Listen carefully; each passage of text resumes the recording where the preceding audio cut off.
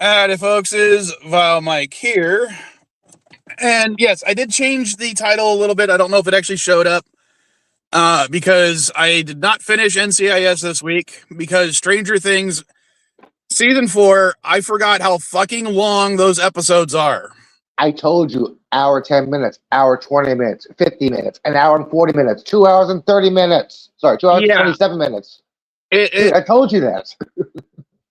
Even finish until last night when I was watching the final episode while helping Mrs. Vile clean her bedroom. So, yeah, it's just been my rewatch schedule has been completely filibustered due to Stranger Things. And yeah, after this rewatch, they really needed to shift things around. It's amazing to me how much time the episodes take in season 4 and how little seems to be accomplished in each episode. I mean, does that make sense? A little bit. But I am really enjoying season 5. Well, I haven't started season 5. That'll be next week. I'm gonna watch I'm only gonna watch the first 4 episodes. I don't know how many have been released yet. 3. And I might watch them with Vile Style just because I know she really likes it. Okay, let me give you a little heads up on season 5. There's going to be some references to the play, which is official Stranger Things canon. So if you have not seen the play, I would try to recommend to you highly trying to find the play itself. Okay, what are you talking about? I didn't know there was a play. There is an official Stranger Things play that's considered official canon by the Duffer Brothers. And the play, again, despite having a child who loves this, I've never even heard of this play before. It's called Stranger Things: The First Shadow. It's a prequel play to it. The story premiered in London 2 years ago and began on Broadway in April of this year. It explores the origins of the characters and events in Hawkins, Indiana. All right. Is there, and I'll ask Vile Style when I see her, is there an online version of it where I can watch it, or do I, because I'm not going to pay for Broadway, obviously. Dude, you know me, I've been looking. I cannot find a full play version. All I can find is clips and musics and audios and shit. That's not it. I cannot find a full video of the play. I've been looking and looking and looking because when it starts air again on Christmas, there's going to be some references to the play. Like a little nonchalant mention here, and we're supposed to figure it out without revealing what the thing means. I'm like, oh shit, thank you, Duffers. So I have been frantically looking for the play online. So if anybody out there has a link for the play, DM me, okay?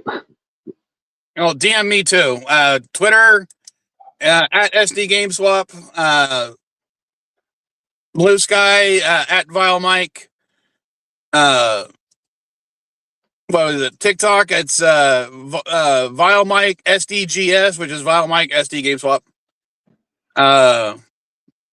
Facebook, it's SD GameSwap. Instagram, it's SD GameSwap. I saw Hamilton online. I saw the unofficial version where somebody took a recorded themselves, and then a couple months later, I saw the official version. I mean, I can see Broadway plays online if somebody records them and posts them online, but I cannot find fucking Stranger Things. Well, one of the things Hamilton was huge and big, and everybody was like talking about this. I'm like, I don't want to pay $80 to go see Hamilton down the street. I can't afford that. I found it online. And what's really funny about it is when it comes to Hamilton, my kids were all excited when they showed me that there's going to be a school theater production version of Hamilton that will be available to theater groups and schools. Nice. So, and with I've already seen ones that my kids have put on when they were in school back then. Because they did Shrek the musical, they did Cat in the Hat, they did quite a few of the off Broadway, or sorry, Broadway and off Broadway. Hell, even Newsies they did a version of. Really? Yeah, and seeing my girls in Newsies was really funny because Katty loves Newsies. So yeah, she was in the audience with us and watching her sisters do it. It was fun. But to go back to Stranger Things, again, I think that all the Russia stuff should have been one season. Yes, agreed. But and the Hopper thing with the prison, yeah, that was actually needed. Not separate, that was actually needed. But it should have been one season. As in the stuff at the mall and the stuff with Hopper in season 4, that should have been part of the same season. I'm sorry. No, the mall is separate. Hopper rescuing, no. But I do like Murray. I love the character. I don't know. He gets tiring. You're now Murray. I love that. And one of the lines, I don't know. I can't see anything. Where are my glasses? Oh, yeah, they're on the guy where we're having to pretend to be me. But the thing is, there's no need for him to not wear his glasses because, he doesn't, there's nothing to suggest that Yuri himself does not wear glasses at times. Yeah. So him not wearing his own fucking glasses was stupid. I'm sorry.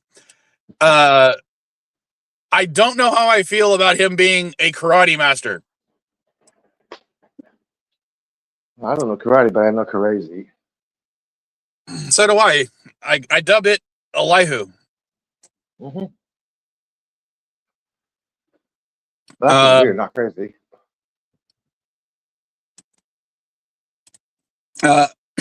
And what else? I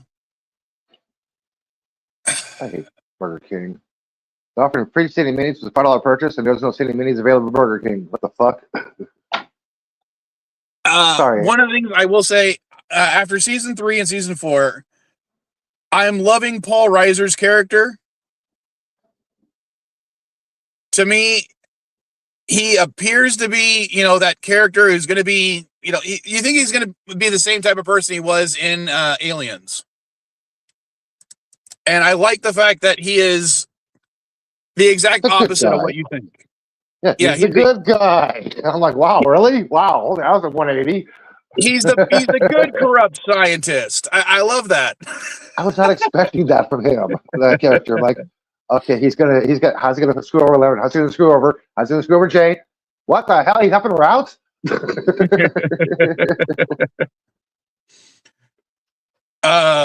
As for season 4, to go back,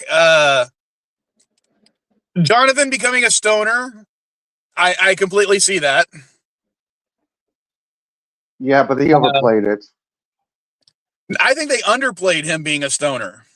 No, he overplayed being a stoner. He was too quote unquote spaced out.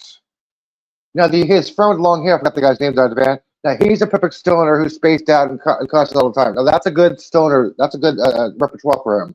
But Jonathan being a counterfeit stoner without any care in the world or any knowledge, like what? What? No, that was fucking stupid. I'm sorry. No, I think he was playing the character was acting or playing it up. I don't think it was the actor. No, I know. That's what I mean. I think he was overplaying being a counterfeit stupid stoner guy. I think he was overplaying that way too much. He was overcompensating because he's, not a native Californian and he wanted to fit in with the stoner culture, which kind of makes sense.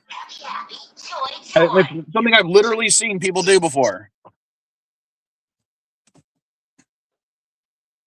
Hey, I just got a text from Xfinity. It says your service was restored approximately 8:52 p.m. That was last night. Really? And now I'm getting a text? Fucking egg. That's when my power came back on. Jeez. 8:47. What caused the power outage? A substation explosion. Okay, but what caused the substation to explode? I'm still trying to find that out. All right. What was it, 11? Because apparently that's what some of the government people thought. No, 11 had nothing to do with it. She's too busy in Indiana. This is California. Yeah, and the military subplot I didn't get. I mean, You don't like. Oh, sorry. That was season 5. I was going to say something. Never mind. sorry, again, season I 4. haven't seen season 5. It was a season 4 rewatch. Okay, I can say season 4. What do you think of little Linda Hamilton's character? In season 4? Yeah. I don't remember seeing Linda Hamilton in the show. She's in the show, dude. She is? Yeah. God damn it, now you're going to make me look it up.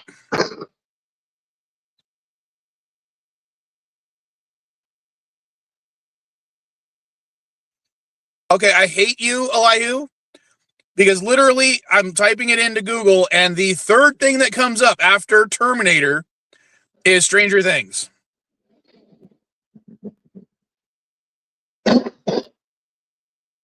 Holy shit, she played Dr. K?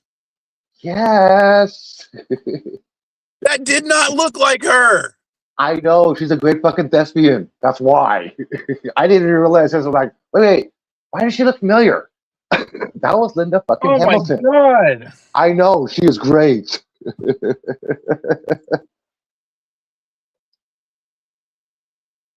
Like that. Yeah, they did a great job in costuming and everything, because I did not even tell that was her. Hey, Gap. Now I feel. I guess your the answer is holy fucking shit. Really? I guess you liked it.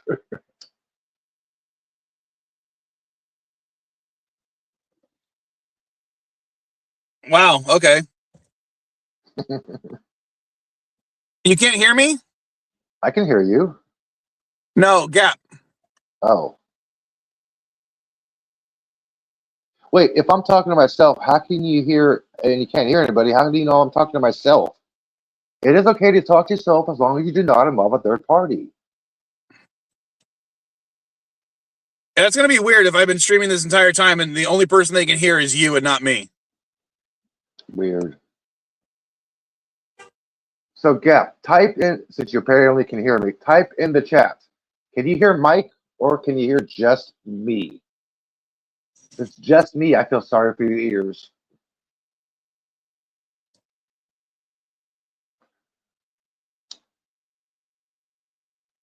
So in the meantime, what else were you saying? Let's. I don't know. Okay, for season 5, I like how they tried to bring back all the. Okay, yeah, he says he can't hear anyone. That is weird. Hang on, let me type something in the chat. No sound or just no sound? So I'm not sure. So you can't highlight any comments, can you? Okay, can you hear me now? Mike, can you highlight comments? Okay, there we go. Thank you. But I got a question mark. Can you hear me right now, Elihu? Yes, I can hear you right now. Okay. I can hear both of you. Chili Guy says I can hear both of you. Gap says nope. Okay, let me do this. Gap, turn on your volume to on. It wouldn't make sense. It would make sense if you could hear you and not me. I know.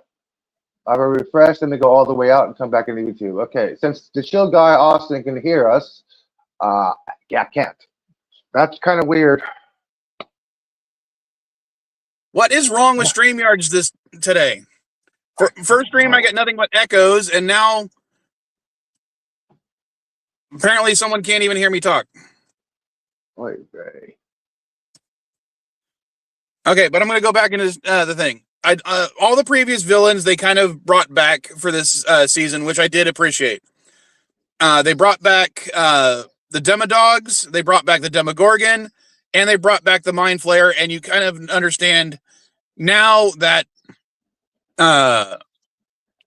Vecna is the one that created the Mind Flayer. He's not working for the Mind Flayer, which is what Dustin originally thought at the beginning of the season. I believe you're They wrong. also introduced the. Sorry? I believe you are wrong. What do you mean? Nancy was describing a creature. He did not describe Vecna. He did not describe the Mind Flayer. Vecna is working for somebody else, a bigger creature. I think the whole upside down itself is the creature. This is my theory, because what Nancy described was not Vecna. She did not describe anything else that we have previously seen on screen. What do you mean the age for Stranger Things? Here's for Stranger Things. Yeah, it says, what's the age for Stranger Things? 1 to 99. Sorry, Dick Van Dyke. Just like Legos, you can't play. And you can watch it. Oh, if you're in Australia, you cannot watch it if you're under 16. I know that. Really? Yeah, Australia has a ban on 16-year-olds. If you're under 16, you cannot go online to YouTube, Facebook, TikTok, Instagram, X. Yeah, social media ban for 16 and under in Australia. Okay, that I understand, and I don't have an issue with it. What I'm talking about is how do they prevent, like, how do they stop a parent from letting a kid watch it? People are going around that. There's no law against that part yet. That's people finding loopholes. Because my son's mom let him watch what was the show? Squid Games. Never seen it. And of course, you know, when Vile Style started watching Stranger Things, we're talking what year did it first come out? Holy shit. I'll look it up. Thank you.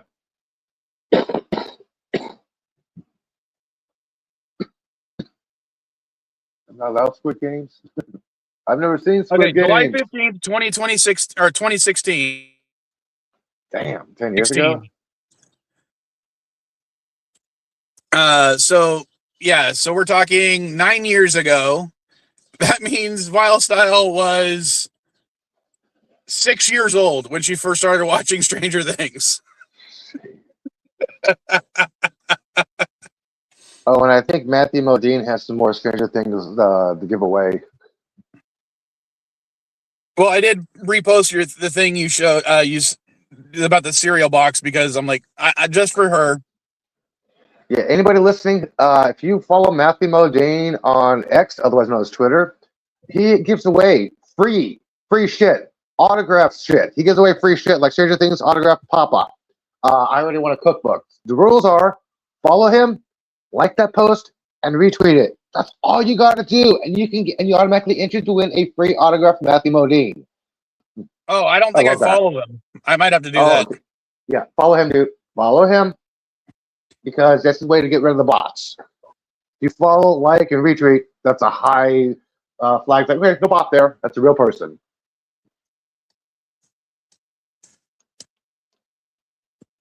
Well, I understand. I can understand the bloodshed stuff. I mean, I personally would not have let my son at age 5 watch not age 5, it was like age 6 or 7 watch Squid Games, but his mom said yes, so nothing I'm gonna do about it. And of course, when I was a kid, my dad let me watch all sorts of horror movies when I was young. I mean, I remember being 4 years old, sitting on my dad's couch with him watching the first Terminator movie. I remember watching The Exorcist. I was like Poltergeist as a kid, and I'm like, this is boring. I was never into horror movies. Seriously, I was never into them. I always thought they were boring and stupid. I'm like, I know this is fake, but what the hell? One of the funnier parts was my mom got upset at my dad for letting us watch horror movies because my little brother actually got nightmares from watching horror movies. And the reason I didn't have any issues with it was a very simple piece of advice my dad gave me. It's just a fucking movie. It can't hurt you. Yeah. It's like, I found them boring. I'm like, okay, I never really got into them. I mean, Now, I'll occasionally watch one if it gets piques my interest. Like, no, that one piqued my interest. Yeah, that was fucking. That was a good. That was a good movie. Aliens horror twist. Yeah, I liked that. I didn't know it was aliens. It was like you gotta watch this. You gotta watch this. Like, okay, that jump scare in the bar. That was pretty cool. Then I found out it was aliens. Like, okay, that's even awesomer. now, one of the movies that my mother absolutely forbade me to watch, and one that my dad actually, listened to her for, was the Exorcist movie, but for a very stupid reason. Was not because of the demonic stuff. It was not because it was too scary. It's because, for those who don't know, my mother's name was Linda Blair. And that's why my mom did not want me to watch Exorcist, because she's like, I'm not her. Yeah, every time I went upstairs where the celebrities were at Fan Expo, I never saw her in her station. It was always blank, nobody there, empty chair. I'm like, okay, where's Linda? Okay, hey, that's Brandon. There's Robert. There's Gillian. Cool, cool. But I never saw Linda in her chair. Yeah, I'm dead serious, Gap. My mother's name was Linda Blair. I'm not going to give her middle name. But yeah, even funnier, I went to school with Stephen King. Again, not the same middle name, but one of the students I went with, his name was Stephen. And later, Austin, thank you for stopping by. So you're a demon? You were born a demon child? No, but one of the big jokes is Katty is half demon because of her on our mother's side. I don't know why it flagged that comment, dude. Like, what the hell? Did it actually flag that comment? Yeah, I had to prove it. That's weird. Yeah, why? Because the word demon? Well, Exorcist was written by somebody else. I don't know who without looking it up, but it wasn't Stephen King. I went to school with an author, and I mentioned in one of the books. The guy's name is Zelmer Wilson. The book is called In the Middle. I'm Eli in the book. I'm not in any books or anything, but I will say something that was kind of cool this week. Michael Shanks and I became friends on Facebook. Oh, nice. Okay, we got another flag comment. I went to school with a porn star. Nobody thought she would end up that way, but that's what she did. Why the fuck did it get flagged? Who posted which one? Gap. I went to school with a porn star. That one got flagged. Hey, PC. I don't see it. I just approved it. 8:23 a.m. I can make your timestamps.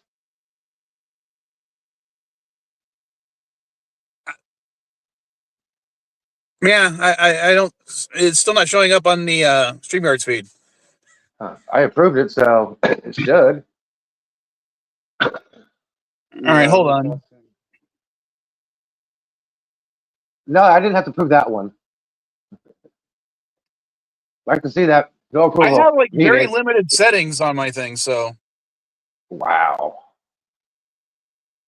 I guess Google YouTube chat likes lists the word trans demon, but not the word demon.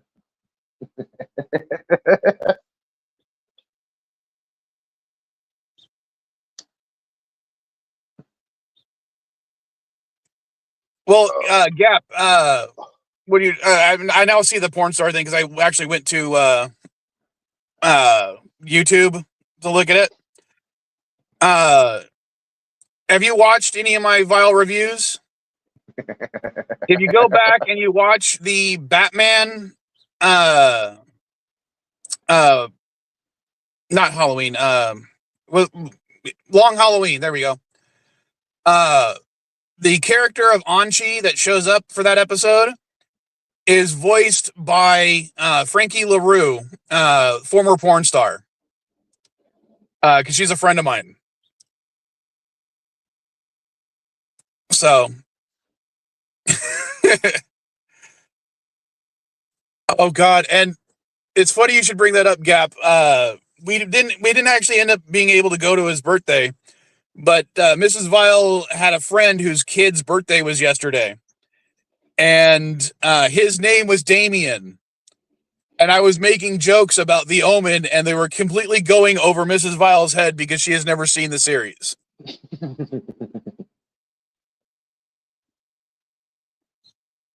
Yeah, Frankie LaRue. She voices Anchi.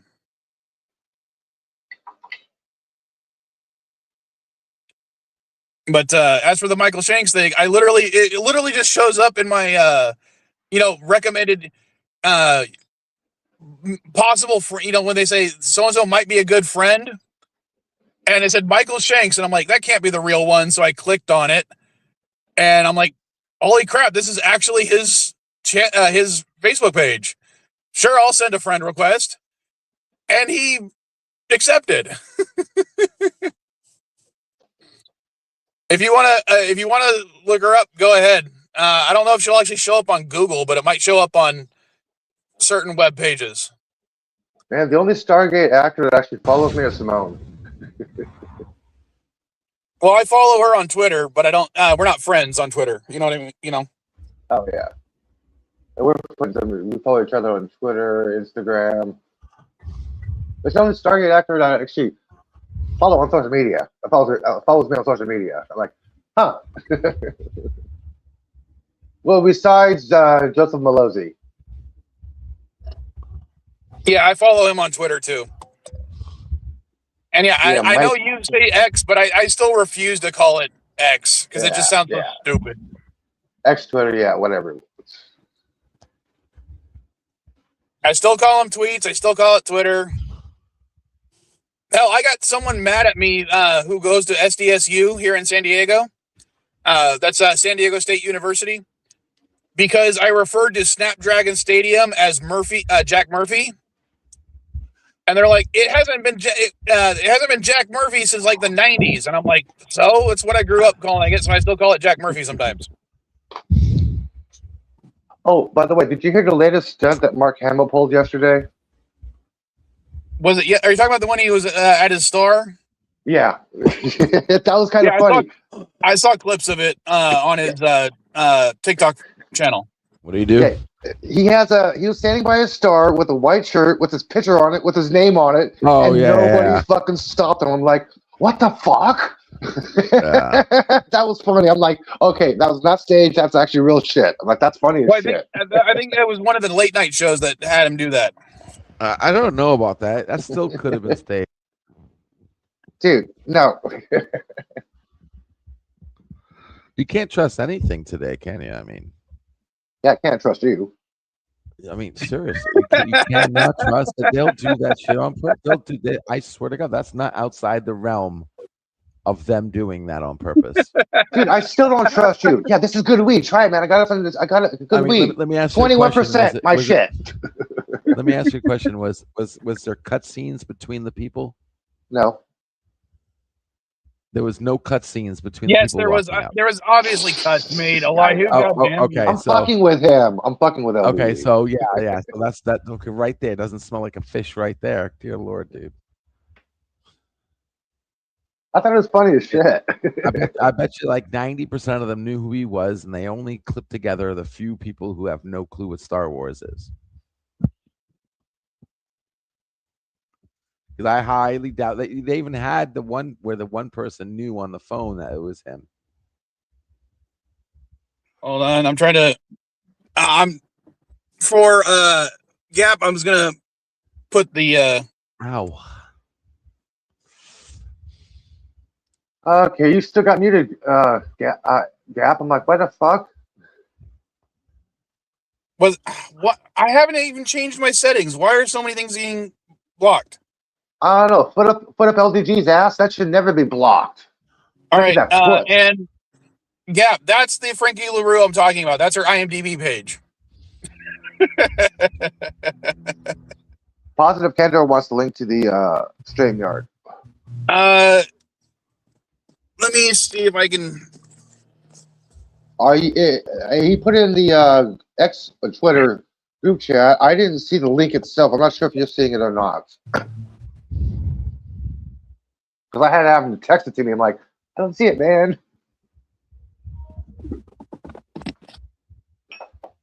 All right, I really got to put my other page onto the thing.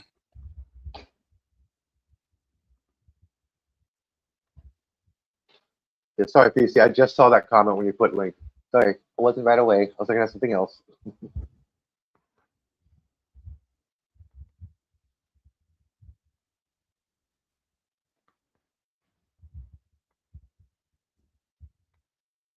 And now I'm mad because apparently I had added to Frankie's page, IMDb page, and she was on my channel, and someone deleted it. Wow. Why would Facebook delete something that you didn't do? It wasn't Facebook, it was IMDb. Someone else deleted it. Because IMDb has every right to question what's on somebody's page and take it down if they don't see that there's any sort of provenance for it. But just reach out to them and say, hey, why was this taken down? And they should be able to tell you. Because it's literally her only acting credit in over 10 years on IMDb. Because she quit porn back in the early aughts. And who are you talking about? Oh, we got onto this subject about how Frankie LaRue, a former porn star, was on one of my episodes, one of my reviews. So it's only because she's a friend of mine. She was a former coworker, and she's a friend of yours. Got you. Yeah. No, just a friend. Trust me, just a friend. Just friends. I've seen that movie with Mila Kunis. Yeah, we're totally off topic because we were talking about Stranger Things, but that's how this stream tends to go. Well, that's what happens. You start watching Stranger Things. Next thing you know, you're talking about porn. Yep, absolutely. Yeah, it's all Stranger Things on the stream. And one of the things I think is funniest as all hell was I need more coffee.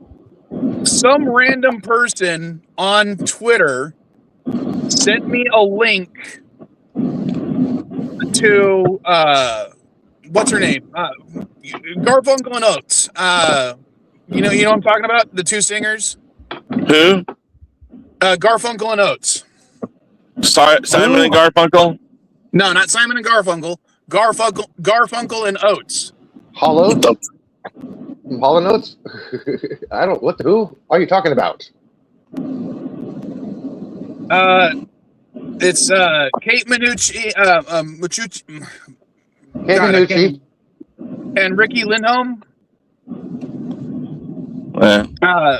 Okay, someone on Twitter sent me a link, again, completely unprompted, to a Mr. Skin video of Ricky Lindholm topless in the movie Hell Baby. Nice. And I'm like, and the thing is, they sent me the message with the link and then blocked me.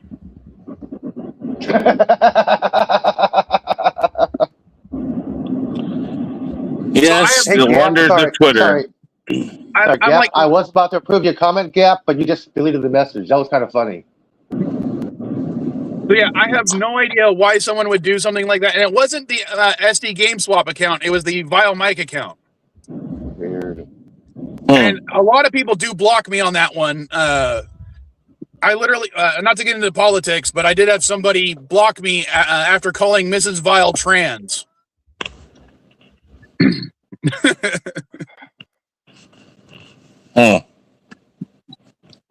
Because he was like, you've only got 17 subscribers, and one of them is some 300-pound green-haired trans person. I'm like, are you talking about my girlfriend? and then they blocked me.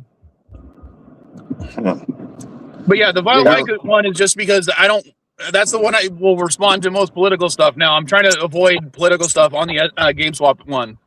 Yeah, that will help business.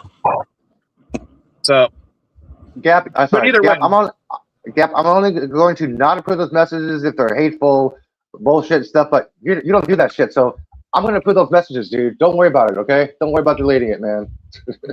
You're not an asshole, okay? I'm going to approve your messages, man. Don't worry about it, okay? Sorry, guys. Go ahead. Since, even though we got way off topic, I think I said everything that needs to be said about Stranger Things, only because as long as these episodes they weren't. There's not a lot to really talk about. And I know that Vile Style, if she was here, she'd want me to comment on the whole Will and Mike love interest thing, because to her that's the relationship he wants, even though she knows it's not going to happen. But all right, since Chris is here, and I know he doesn't watch Stranger Things. Not that I won't. I just don't right now. Yeah, I thought since I didn't watch NCIS this week, let's go ahead and talk about Rob Reiner's filmography. Princess Bride. Yes. Absolutely. I mean, that's got to be my favorite movie he's ever done. That comes to mind and Stand By Me. Princess Bride. Princess Bride. Oh yeah, Princess Bride. So Princess Bride is the one that I think everybody thinks of, and I think any director looks at that and they say passion project. He had his hands all over that from the get-go. He talked to the author. The author had already kind of, I think, sold. I think the script was not the script, but the rights to the book were sold. And there was, if I remember right, Rob Reiner fought to get them, and him and the writer were on pretty much the same page throughout the whole thing. And I mean, there's the story about Mark Knopfler doing the soundtrack to it. Mark Knopfler of Dire Straits. Have you guys heard that story? Yeah. No. So Mark Knopfler did the soundtrack, and he was approached by Rob Reiner, again, according to everything I've read, a good friend of his, and he said, "Hey, Mark, I really want you to do this soundtrack for this film." And he's like, "Okay, I'll do it, but there's one condition." And Rob Reiner was like, "What's that one condition?" And he says, "That hat you wore, and this is Spinal Tap, has to be in the movie." And he's like, "Okay." So if you look on Fred Savage's bedpost, if you look on his to the right, if you look to the right of his bedpost, you will see the hat that was in This Is Spinal Tap. That is awesome. Yeah. And that's how Mark Knopfler came about. But there's so many cool stories from there. I mean, there's the stories about Andre the Giant, who everybody loved and everybody said was a great person, but he was drinking, they said, sometimes upwards of 9 gallons of wine a day because of his pain. Yeah. He had to be, like, for instance, when they put Cary Ells on his back, they actually had to have Cary Ells have his feet on a like a stool to keep him from putting all his weight on the back of Andre the Giant, because he couldn't carry much of anything. I don't know that, but that's a passion project. Any director would tell you that's what that was, and then you can tell and you can see. And I think it may not be his best movie that he's been a part of, but it's absolutely his number one movie that everybody knows him for. Well, I'd say that and Stand By Me. Yeah. Well, yeah, but Stand By Me was like, that was one of his first times doing it. And again, you can see, I guess he had a really good feed on, I mean, like last week on the wrap up, we had, we did our clubhouse names, and that's what that movie invokes those things. The Sandlot invokes those ideas, reminding you, I mean, even lesser of the good times of being a kid, but it, for instance, it was, again, those kids all have nicknames for each other, and they're known, he captures everything, and it doesn't matter when that movie takes place. because that movie speaks to any generation, at least up until maybe ours and maybe our kids' generation. I'm not sure how much longer that movie will last, unfortunately, because kids just don't have the time or the mental strength to sit through it. They're a TikTok generation that wants 5 seconds and done. But to our generation, then that still spoke to us, but it was more about like our parents' generation. And again, that was his generation. So he was able to capture that very well. And I mean, you think about the people who were in that movie, but before they were known. I mean, and so there's all these great stories you've seen over the past week. A Few Good Men. When Harry Met Sally. What else has he done? I mean, he's done so much. I mean, he was Meathead. Bucket List, LBJ. Hey, I want to answer Gap's question. I haven't seen Spinal Tap 1 or 2. Are they good movies? I haven't seen the second one yet. The first one is funny as all fuck. I'm sorry. Yeah.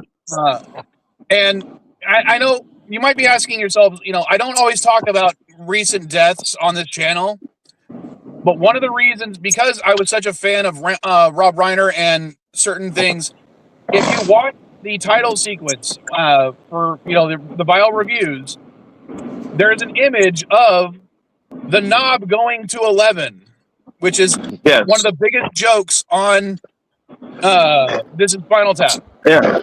And well, you see, everybody else only goes up to 10. Ours goes up to 11.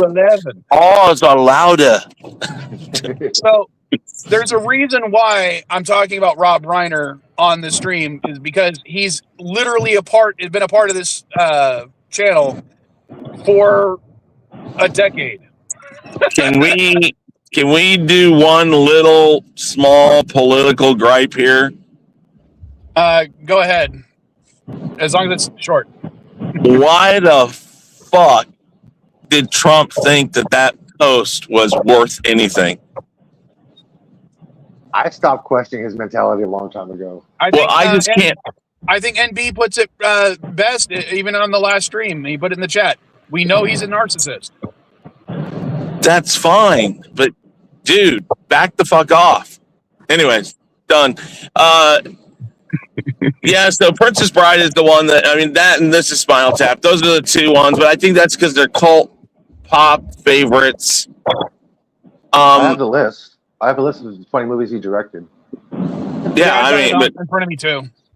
A Few Good Men was really one of those things. He talks about I've seen the interview with him talking about Nicholson doing his you can't handle the truth part. And he said that he went to Jack and he said, all right, Jack, we got everybody in place. So do you want to do your part now, or do you want us to do the reaction of everybody in the courtroom?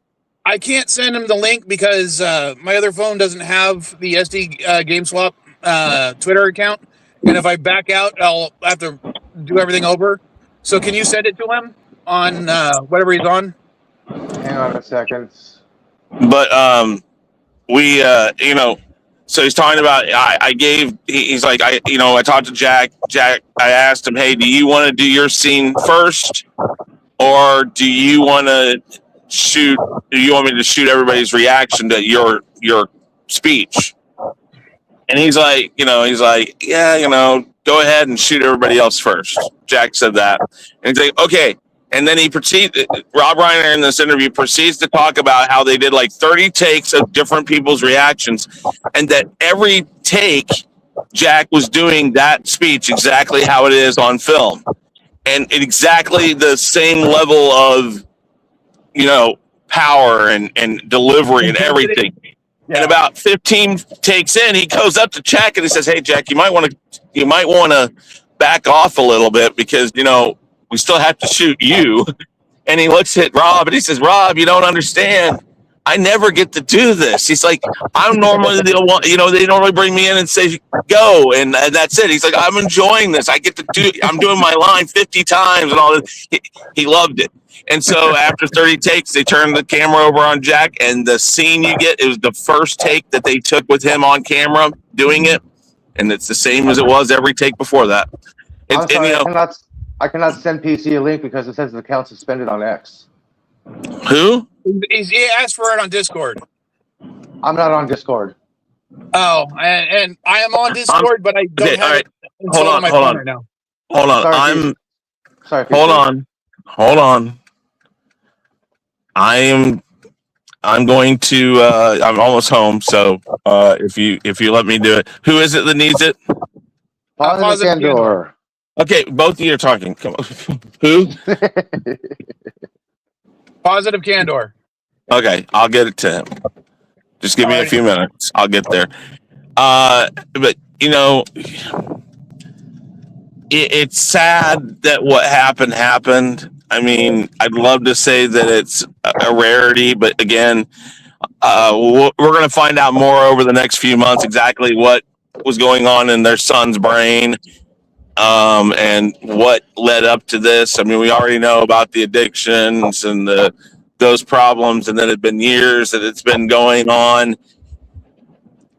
And I mean, I don't know. You'd think situations like this would make it a larger note for the mass population to discuss, to try to help other situations that aren't brought to light when big things like this are brought to light. But we know that in 3 to 4 months max, this is going to be in the back burner for everybody, and nobody's going to be talking about it. But there's a larger narrative behind why we're talking about this right now, which is the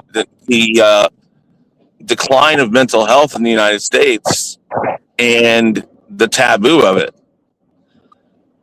Yeah. So I mean, something that would be more on the politics stream, but yeah, I'm not wanting to bring it up right now. I'm just saying, that's the sad thing about this, because you look at it and you look at his filmography and you listen to the interviews and you talk to the people, or you see the interviews with the people who knew him. People loved Rob Reiner, and again, you got to think, this is a guy who had a father who was TV royalty. I mean, he separated and he wanted to. I mean, think about that. There are lots of people out there that follow in their parents' footsteps in construction, in plumbing, in car sales, whatever, right? How many people follow in their parents' or their father's footsteps, and yet at the same time say, I don't want to be known for him. I don't want to be him. I don't want to be known as that person's son. I want to be known as me. And he stepped out of a comfort zone and made the career we are talking about right now. That was all him. And and that's the really big story with this. Is like, look at what he did with him. He made those picks. He made those decisions, and he purposely stepped away from his father to not have it just getting you all this. Yeah. But when you're going back a little bit, when you were talking about the healthcare issues, one of the things I wanted to bring up about that was, I literally had a conversation with one of my cousins. I'm not going to say who. I'll be right back, guys. Saying, you're complaining a lot on Facebook. Have you gone to see somebody to talk about it? And his literal response was, I'm not a pussy. I don't need to go talk about my feelings with somebody. Okay. So, yeah, there is a stigma, and even someone who can obviously afford it, Rob Reiner's son, get the help he needed. So, but going back to his filmography, we were talking about Stephen King a little bit earlier because, I went to school with him. But Misery. I'm not a huge Stephen King fan when it comes to his books, but Misery was a fucking awesome movie. I'm sorry. As far as I can tell, it was one of the few adaptations of his work that it basically enhanced everything about the actual book. And, you know, Rob Reiner was probably the reason why, because he actually knows what to pick and choose for a adaptation, like he did in Princess Bride, and what needs to be expanded on, what needs to be cut, and what needs to be added. And I think he did a great job.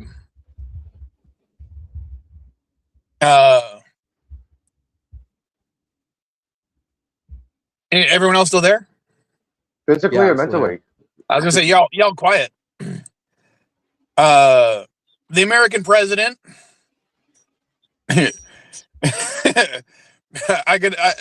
Maybe that was one of the reasons why a certain person really didn't like Rob Reiner, is because he actually did a film starring like one of the best American presidents ever. It's been a while since I've seen that. It's been a while too. And a lot of his newer stuff I haven't watched. I think the newest thing, the last thing he did that I watched was The Bucket List. Yeah, with Morgan Freeman. And okay, I watched The Bucket List with my mom back when she was still alive. And one of the funniest bits about that was when we had Jack Nicholson's character drinking the Kopi Luwak. And the entire time, I'm laughing my head off every time he talks about drinking it, because I knew how Kopi Luwak was made. And now I'm getting an echo again. I think it's on your end, Chris.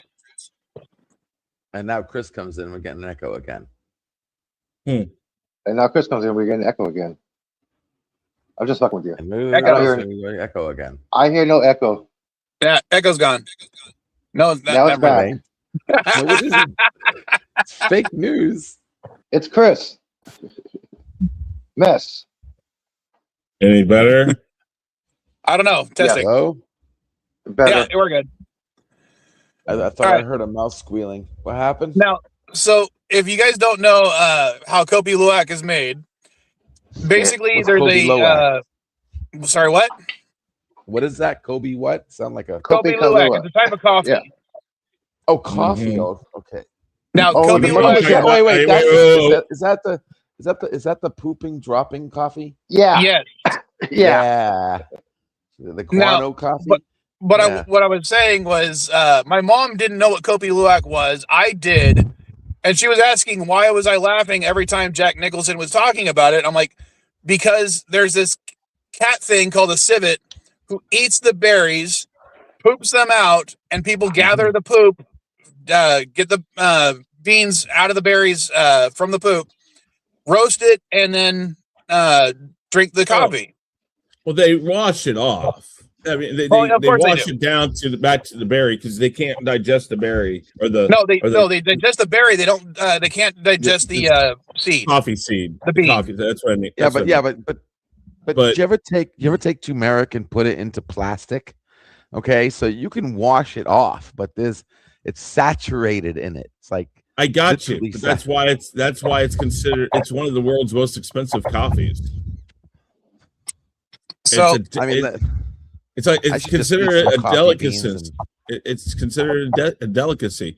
Yes, Yeah. people aren't going to buy your poop coffee beans, LDG. I mean, that's great income. That's like universal based income. Everybody just eat beans in the morning. Dude, that's Florida, okay? Toilet, That's Florida, man.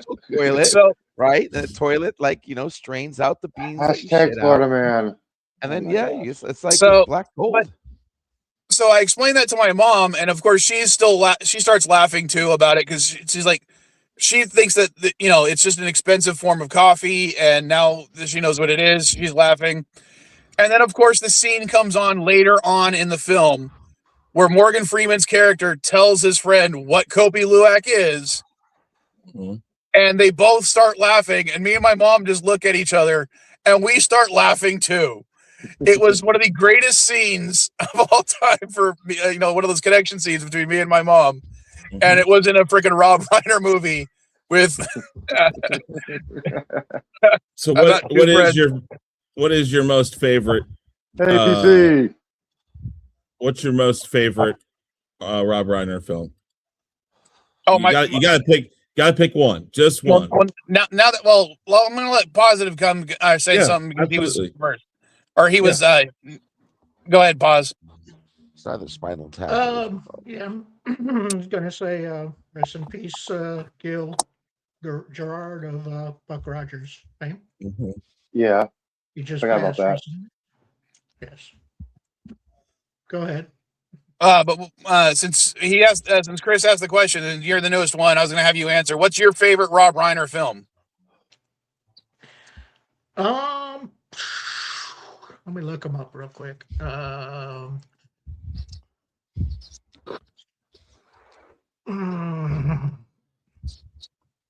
don't know them all by heart. I mean, I know the most common ones, obviously, but let me double check and see. I mean,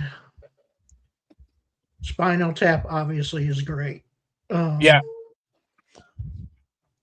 A Few Good Men is again another great one.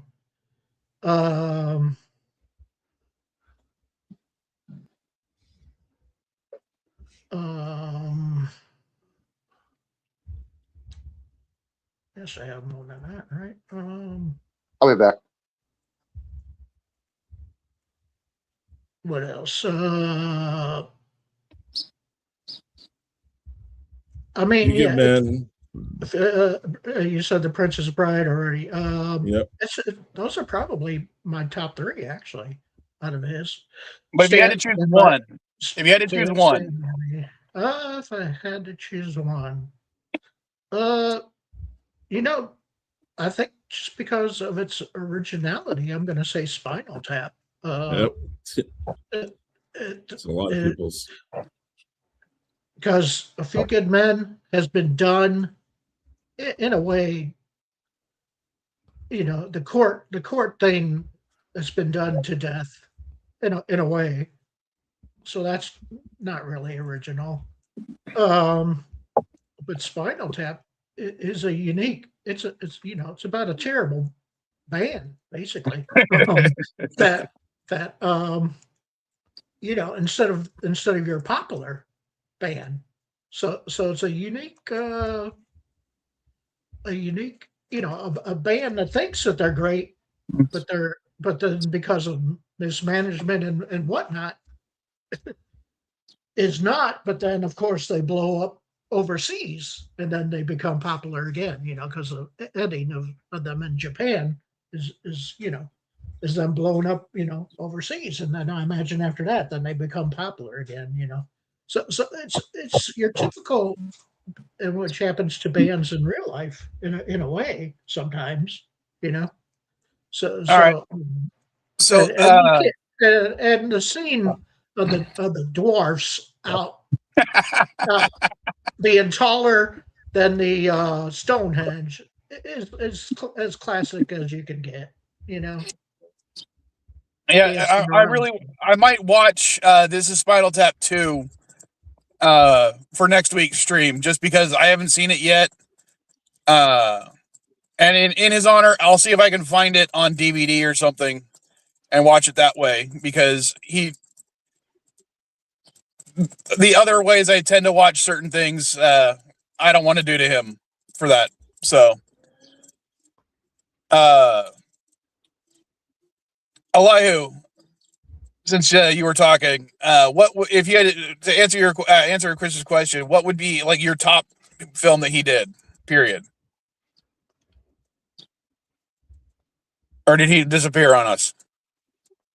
He said he had to go for a second, and I don't know what he was doing. All right, then we'll go to LDG since I can see him on camera. If he's paying attention, what's your top Rob Reiner film of all time?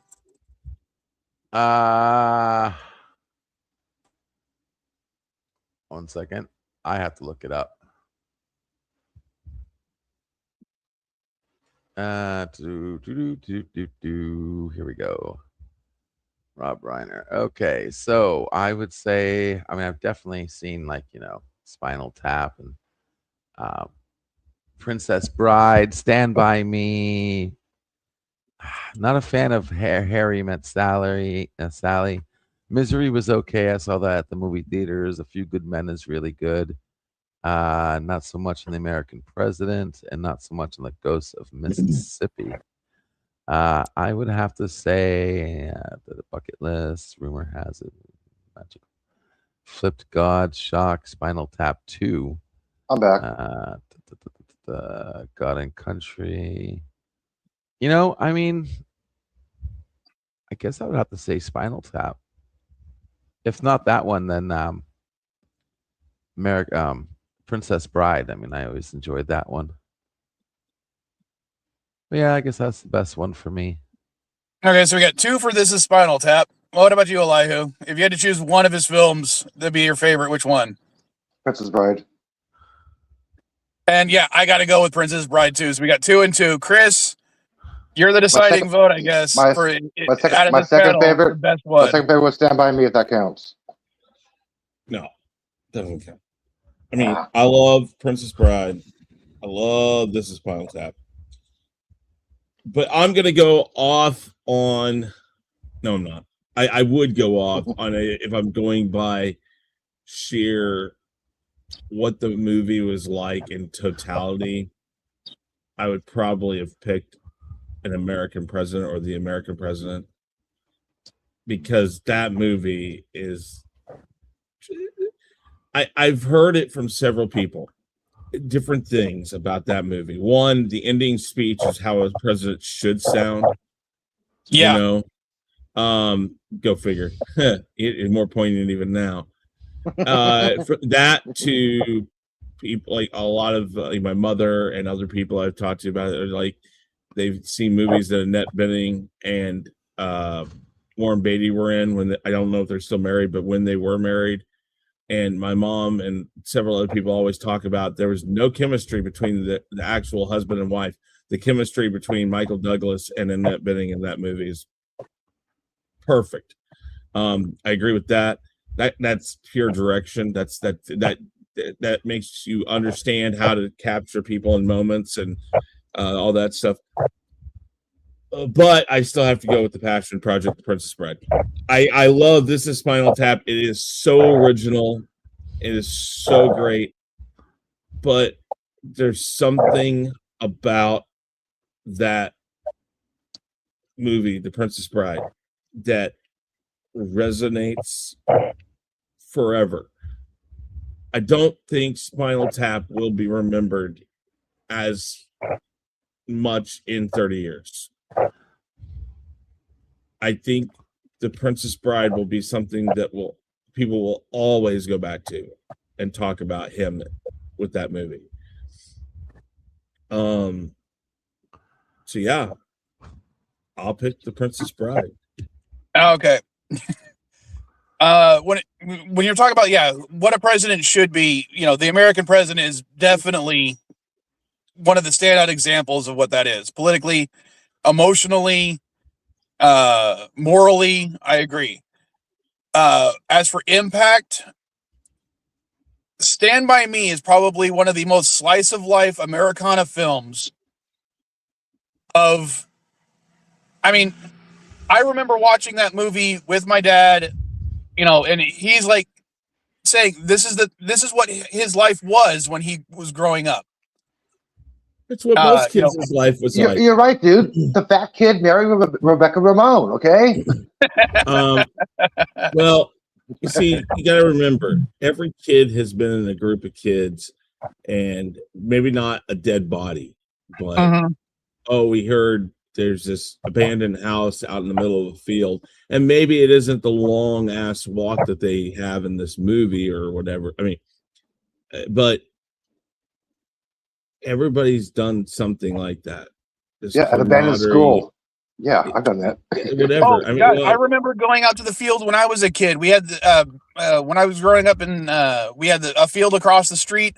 We would go out and find all the remains of old farms that were down to all you'd see is some of the remaining brickwork and some of the metal bars. All the wood had been burned and deteriorated away.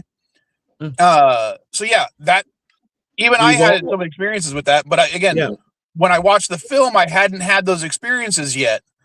For me, it was like watching something my dad would have done, and he said same thing. Like you said, not a dead body, but a dead wolf. That's what that means. Like, kid found a dead wolf. We went out and looked for it. Yeah, I mean that's the thing. It was always a coming of age movie. That's like I said, that's why I picked, again, going back to last week on the wrap up with the clubhouse names, as I called it. That movie, Sandlot, other movies like that, they instill something that most people have had a moment in life that, whether or not it's exactly like that, they can go back and think, oh yeah, I remember when this kid did this.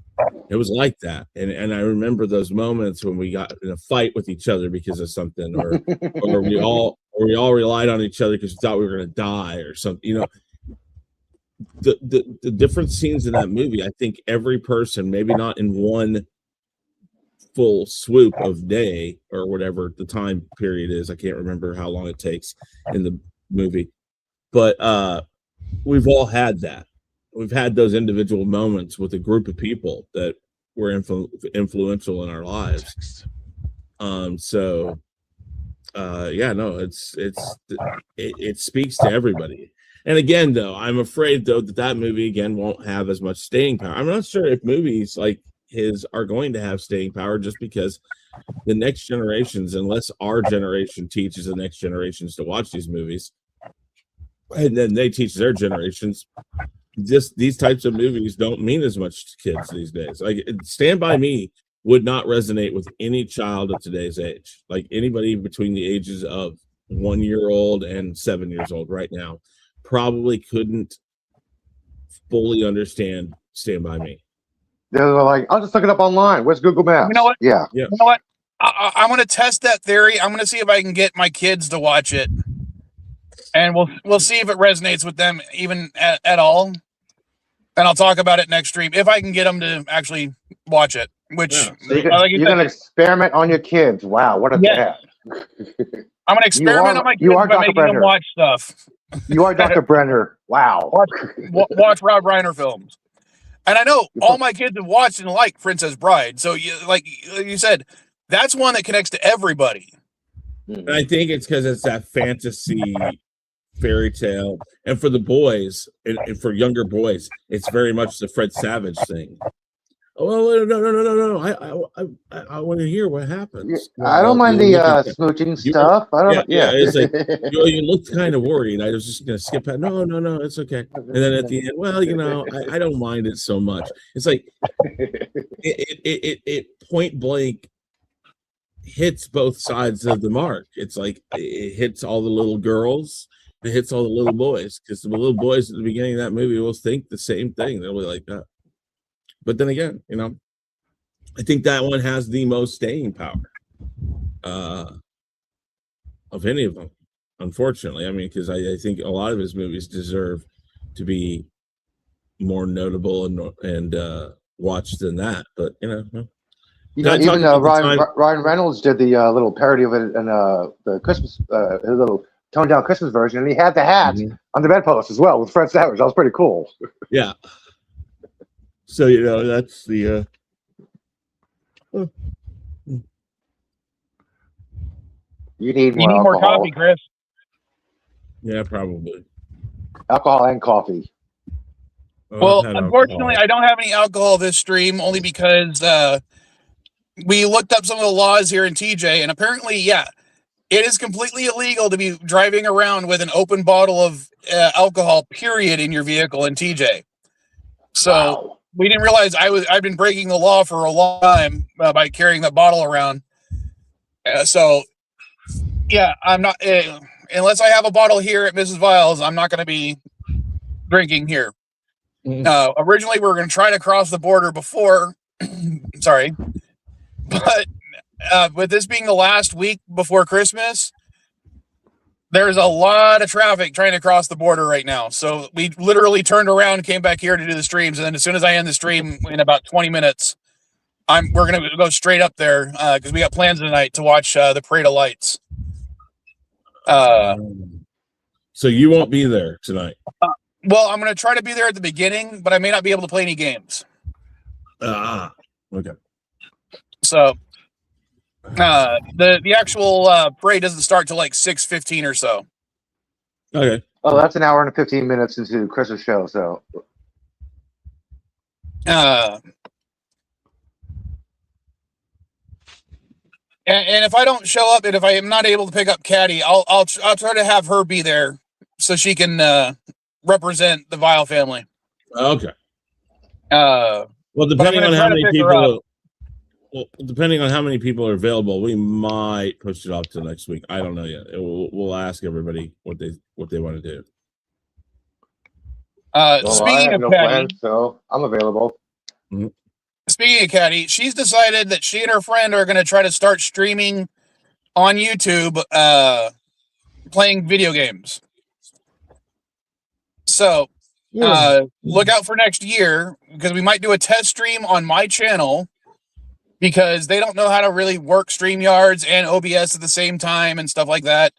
Which, because of the update, I might do some streaming for the Fallout game again and like do a rewatch of Fallout and talk about Fallout for the new season because they just did a massive update to Fallout Shelter for the, a 10-year-old game, and they just did a massive update for it for season 2, and I'm like, I like the fact that they did that. So I was gonna watch it last night, but I had no power. Well, so we'll see. I have to take a mandatory 2 days off this week, next week, just like last week. So I might do a stream during that. So I got Prime. I don't have to watch on my laptop. It's a good thing. But that look forward to that next year. Speaking more about the channel, finally got Katty or Vile Style the recorder lines for the episode that should have come out back in September. So hopefully I'll have the next Vile review up in January. Hopefully.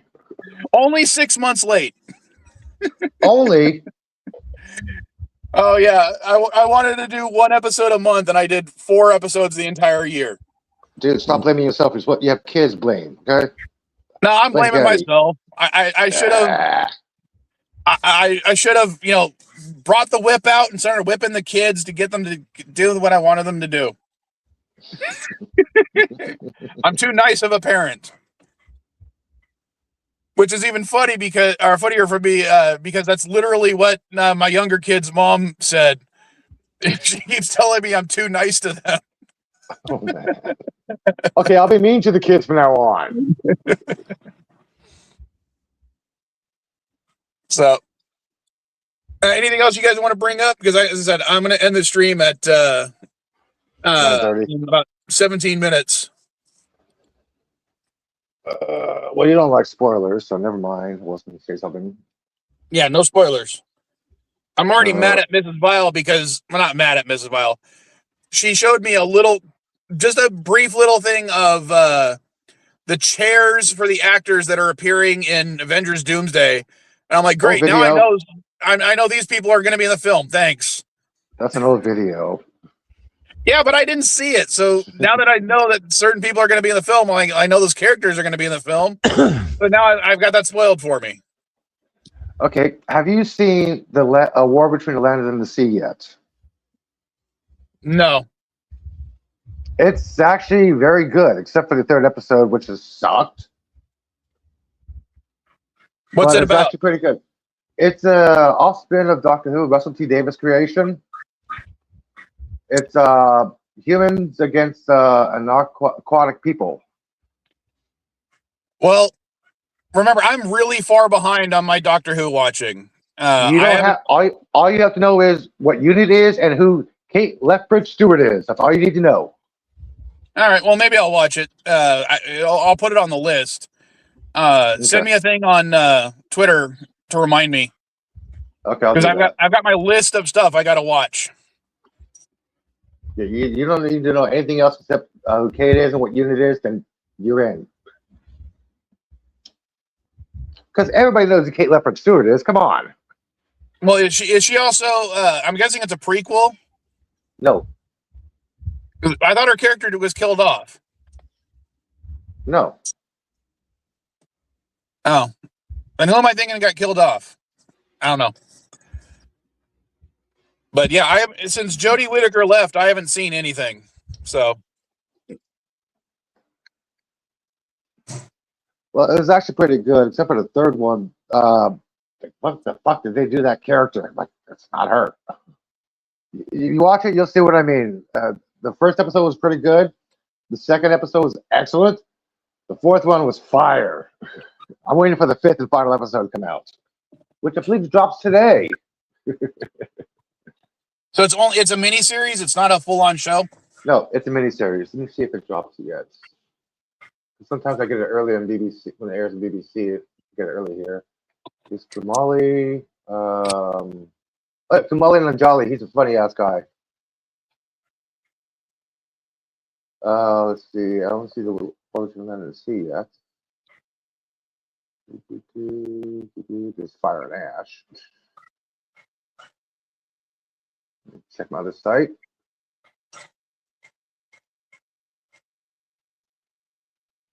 TV. Come on. Nope, hasn't dropped yet. Just Robin Hood. Well, since you kind of brought it up, you said Fire and Ash. Does anyone have any intention of watching the new Avatar film in theaters? No. I've already seen it, and I should have. With the closed caption, of course, the cheapest theater I could find. I should have saw it in 3D because. Yeah, I saw it in theaters. I paid $8 for it. I should have saw it in 3D because this is one scene that would have looked kick-ass fire in 3D. I mean, yeah, I saw the other one original in 3D. The mountains, the wings. Yeah, they expanded the scene.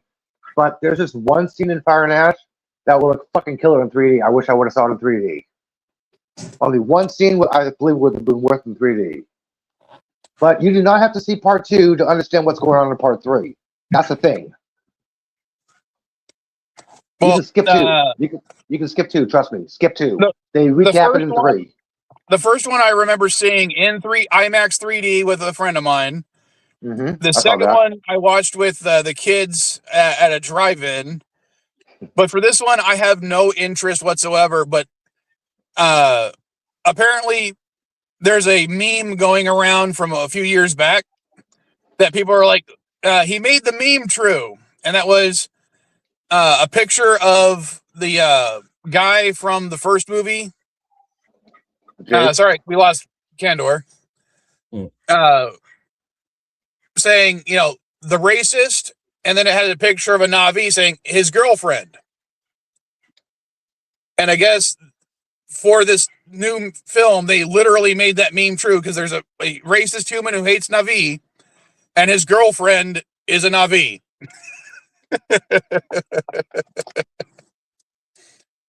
They made the meme true. Yeah, like I said, you do not have to watch part 2 to understand what's going on in 3 because they recapped the key points in part 2. I realized that I'm like, gee, I wasted 2.5 hours of my fucking time watching part 2. Well, I think you might need it just for why Sigourney Weaver's character is a little girl now. Nope, they explained that. You do not need to watch part 2. Trust me. Oh, okay. They recap the key points of 3. They recap it in part 3. I'm like, what the fuck? I wasted my time on 2. So yeah, I don't think I'll do a rewatch. And if I watch it, I don't want to. I'll wait till it's on digital. In fact, it might already be on digital. No, not legal platforms. Let me do a quick search. Yeah, it's not available on legal platforms. I can tell you that. I mean, it's a good copy, but I wanted to see it in the theater. I got $2 left of my gift card. There is no exact date, but they're saying mid 2026. For what? For the third to actually be streaming legally for the new Avatar 3 movie. Maybe. I said legally. Yeah, legally, you said. And I didn't even get the trailer for Odyssey in my movie.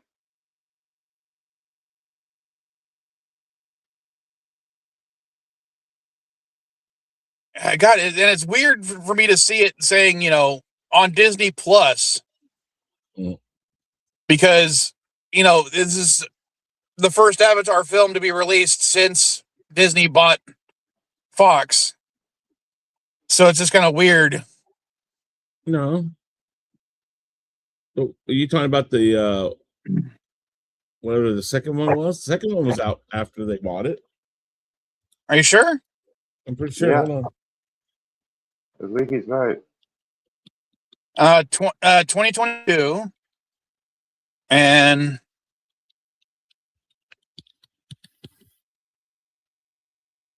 I'm pretty sure. Yeah.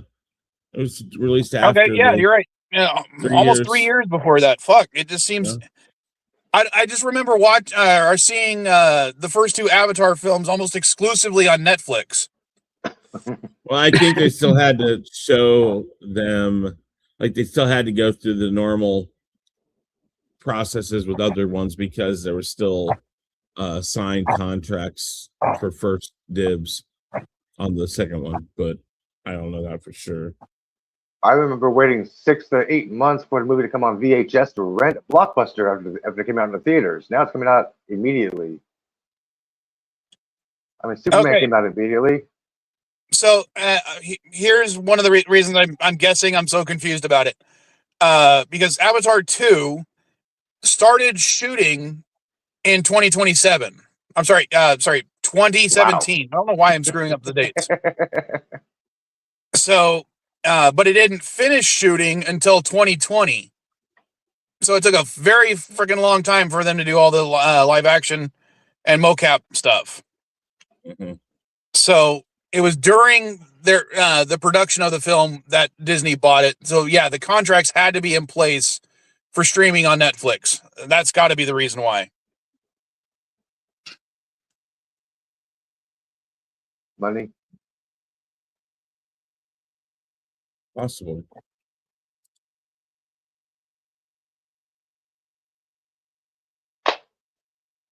Ow.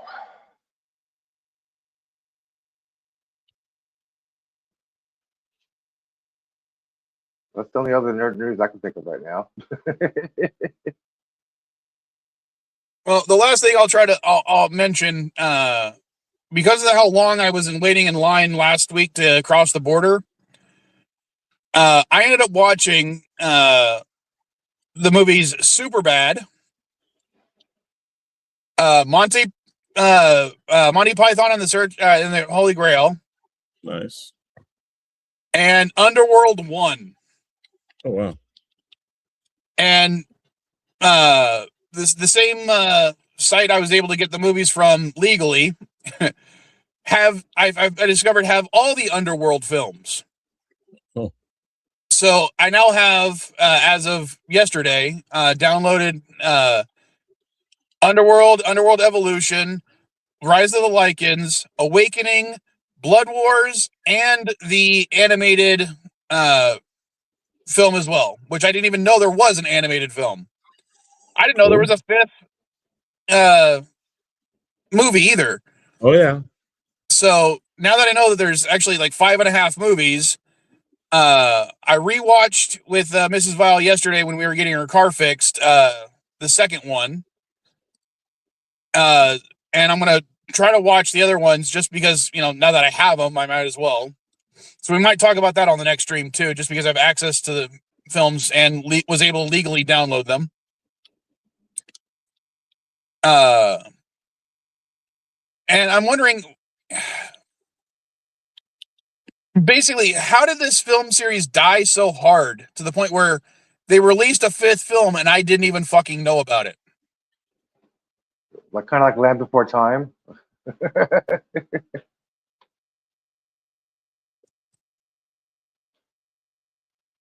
Well, what do you mean? They just pop them out without letting anybody know. Well, just released. I know there's at least 9 films, and I this year I finally sold the Laserdisc copy of Land Before Time 3 that I had, so it's gone. But I do still have some Land Before Time stuff on the store if you guys are interested. If anyone's interested. Pass. Let's see. Sequels. Hard pass. It's like passing VeggieTales. Hard pass. Oh fuck! You say that now I feel really stupid because there's more than 9 films. There's 10, 11, 12, 13, and 14 plus a TV series. I did know about the TV series though. Wait, there's a TV series? Yeah. Lasted 26 episodes in March of 2007 to 2008 on Cartoon Network. Oh, for what? Underworld or Land Before Time? Land Before Time. Oh yeah, no. Wow. They'll keep making them forever and ever and ever and ever and ever. Well, there's a huge gap between 13 and 14. There was a 9-year gap. And just had the asteroid crash already. Jeez. God, for the dates of the Land Before Time, we have 88, 94, 95, 96, 97, 98, 2000, 2001, 2002, 2003, 2005, 2006, 2007, and then 2016. That's almost as big of a gap as the Air Bud movie. No. Have you seen how many films are in the Air Bud series? Unfortunately, yeah, I watched John Oliver. Yeah, that's where I saw it too. Yeah, we're welcome to see you on set. Filming has wrapped. What the fuck? For Air Bud, we have Air Bud, Air Bud 2 Golden Receiver, Air Bud World Pup, Air Bud 7th Inning Fetch, Air Bud Strikes Back, Air Bud Returns, which is the one that's going to be coming out. Then you have Air Buddies, Snow Buddies, Space Buddies, Santa Buddies, Spooky Buddies, Treasure Buddies, Super Buddies, Oh boy. The Search for Santa Paws, and The Search for Santa Paws 2. What's really sad is you actually looked them all up. 1, 2, 3, 4. That's the sad part, man. Not that they made multiples, you actually looked them all up. 7, 9.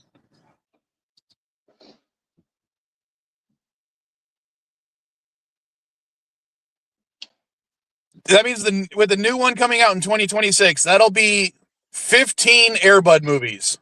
Holy shit. Of course, because why wouldn't you exploit money like that? Okay, I'm curious real fast. God. If I bring Jet Nerdy back next year, which I would like to talk to you about, Chris, later on. I'm definitely going to have one about franchises that have gone over 10 movies. Oh, wow. Yeah, that's going to be a good category. Are you serious? Well, because I hear you, LDG. It was one of the reasons I was thinking about it was because my son, he likes horror films, but he doesn't really want to watch the horror films. He likes watching YouTube videos about the horror films, if that makes sense. Or how about this category? Longest movies between sequels. Well, we could do that too. But when we were watching something about Freddy Krueger, about a timeline of Freddy Krueger, the character, and he was like, "Wait, they did more than like 3 movies?" And I'm like, "Yeah, they've done almost a dozen movies." And we were going over, and he was like, "Holy crap! I didn't even know about most of these." And so some of the stuff he was talking about was more than 1 film. I'm like, yeah, some of the stuff he was talking about took place over the course of 3 films. The Dream Warriors, the Dream Master, and the other one. I can't remember. New Nightmare? No, not New Nightmare. No, it's not part 5. Yeah. I'm not going to look this up. I'm too stoned. But, it made me think about all the films that actually have, like, over 10 films.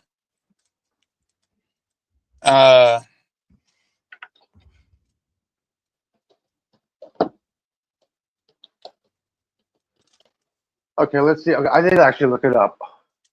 Let's see, Godzilla, James Bond, Planet of the Apes, Pink Panther, Halloween, Okay, Friday and the sorry, 13th. the three movies I was thinking about was Dream Warriors, Dream Master, and The Dream Child. Those are the three that make a little internal trilogy. So 1, 2, 3, 4, 5, 6, 7, 8, 9. And actually, no, Nightmare on Elm Street, Freddy Krueger would not count. He's only been in 9. Yeah, because I talked about 10 right here. That's not even on the list. Friday the 13th is. He's got those 11 movies. But Freddy was also in that one. Yeah, Freddy versus Jason. So that one counts for Yeah. both. Yeah. Halloween 12. Yeah, Godzilla has the key of 30 plus. Star Wars 9, Rocky 6. Star Wars does not count, by the way. But I'm going to go ahead and head out because I can try to cross the border in time. So, and I think it's going to take at least 6 hours to cross. So I will see you guys next week if I don't see you tonight on Chris's channel. Earbud. I'll let you know. I'm going to go Friday. ask and see Freddy's. what everybody thinks. I'll talk to you guys later. All right. All right, guys. Later. Later.